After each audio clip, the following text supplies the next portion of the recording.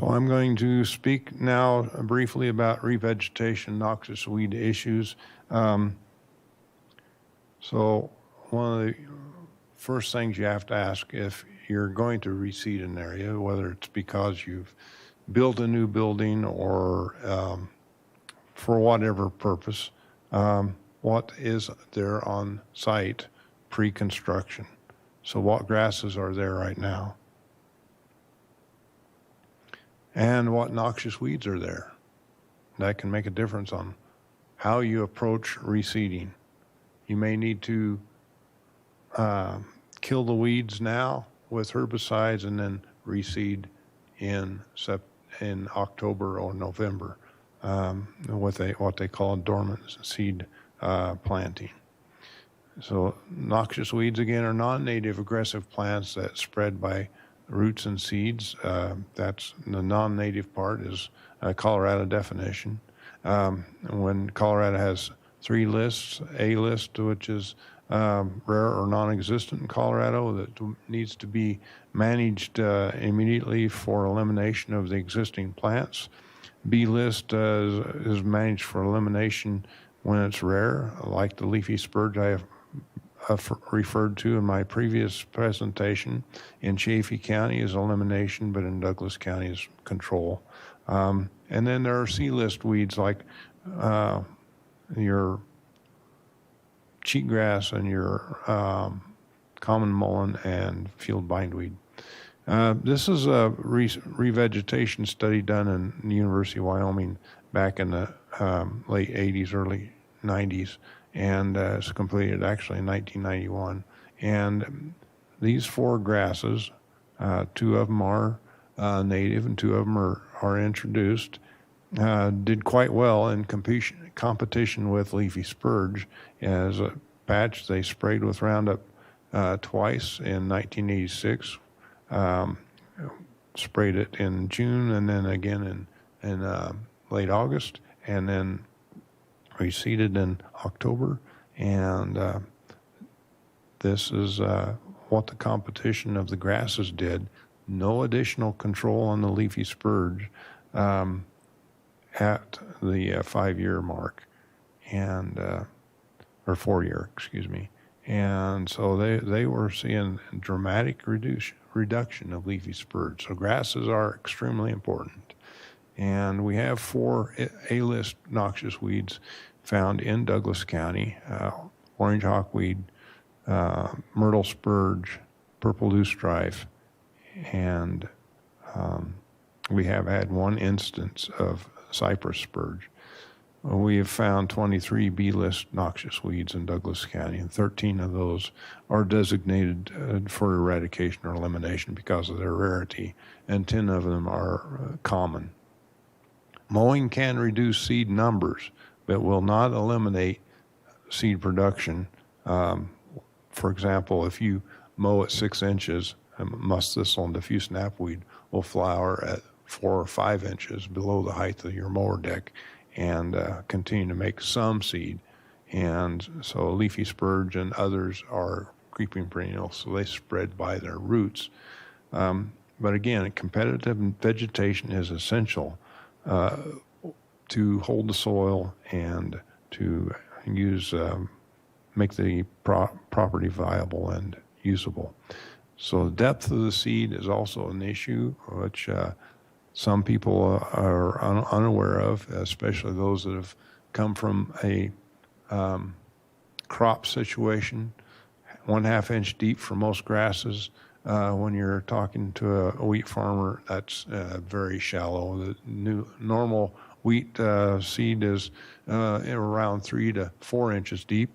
The best time to seed is between Halloween and Tax Day here in Douglas County. And mowing will not control noxious weeds. You've got, in these 2 pictures, you've got common mullein and yellow toadflax. The common mullein came back after it was mowed. The yellow toadflax is flowering below the height of the mower. You will get some weed seeds, common weed seeds in your bag. Unfortunately, that's just right now technologically impossible with the machinery that we have to eliminate all weed seeds, but you have to focus on primarily certified seed to get the best results. And revegetation can work if we plant the right mix for the site. This is a site out on South Lake Gulch Road where we tried adding soil amendments along with a slurry to reseed it. We failed twice, and part of the reason we failed twice is this number, plus or minus 10 inches annual precipitation. That's what that slope actually retains, if that much. And we were trying something that was capable of 16 inches, which is Douglas County's average. Well, you've got to focus on what the site is to pick the grasses that will succeed there. And these are several options that would succeed in that kind of a situation. So what do we plan to do with the property? The size of the disturbance will dictate how much revegetation must be done, and it will how much of your soil amendments are needed. Again, because of the disturbance in lots of the areas, the top left photo is actually the redevelopment of Douglas County Fairgrounds many years ago, and they moved the soil around a lot.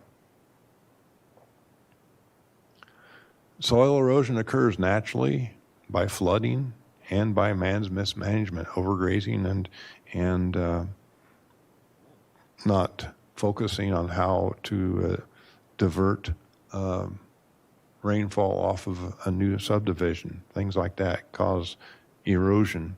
And soil development takes thousands of years. So it's a challenge that we all have to look for and follow through on.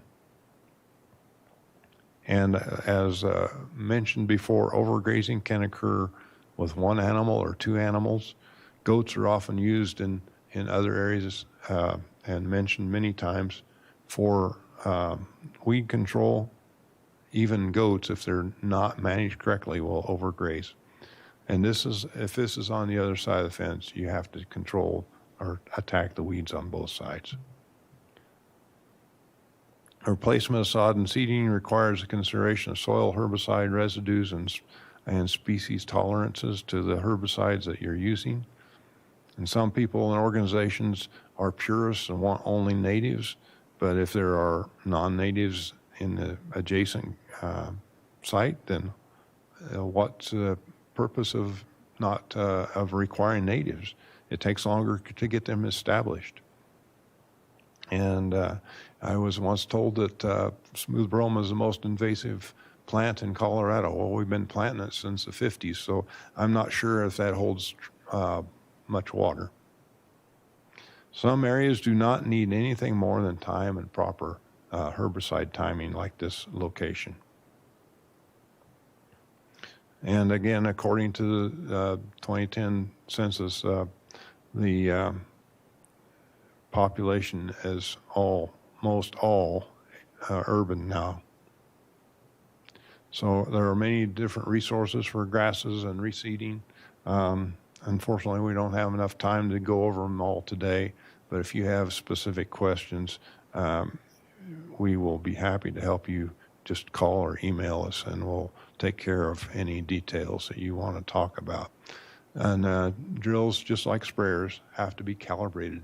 And you don't want to overseed, or you'll just end up wasting your time. You don't want to underseed because you want to prevent the weeds. Again, the grasses that are adjacent to the area are introduced.